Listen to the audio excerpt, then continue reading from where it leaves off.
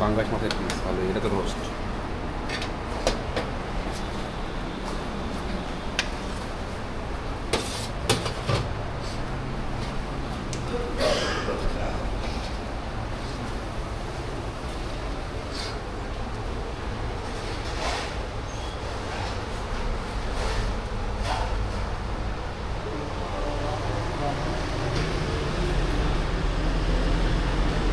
চাইলে ওই শাকসবজি খেতে পারি।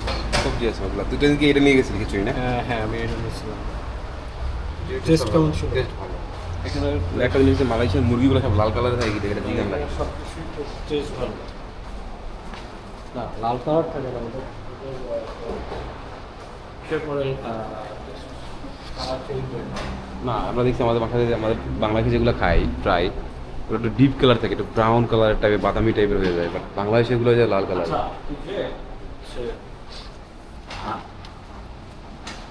কনসেপ্ট থেকে বা মাইডিং থেকে যে মুরগি কিনো, হুম।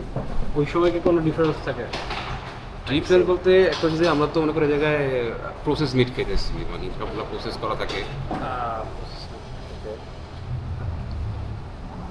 সেম আসলে ভাই মালয়েশিয়ার মুরগিগুলো লাল কালার হয় রান্না করার পর, এটা কি আসলে মশলা দিয়ে তৈরি করে না কেমনি হয়?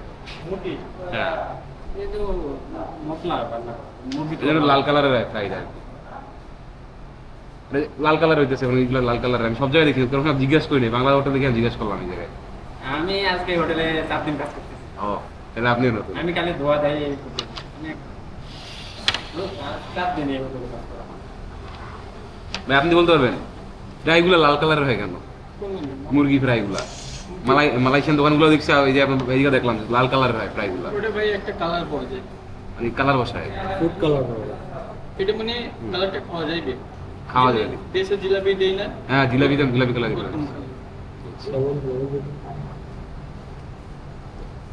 এই হলো যে কাহিনী, কালারের কাহিনী, লাল কালারের মুরগি।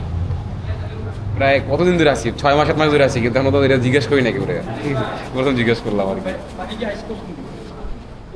ভাই একটা আইসটা কমাই দিয়ে নাকি, এই পার্টটা করা যায়? আমারটা দুইটাই কমাই দেয়, বাট নর্মাল থেকে একটু উপরে আর কিছু লাগবে ভাইয়া?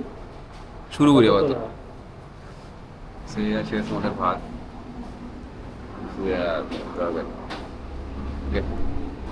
খাওয়া দেখায় কোনো ভিডিও করবো না, নজর দিবেন, পেট খারাপ হইব। আল্লাহ হাফিজ।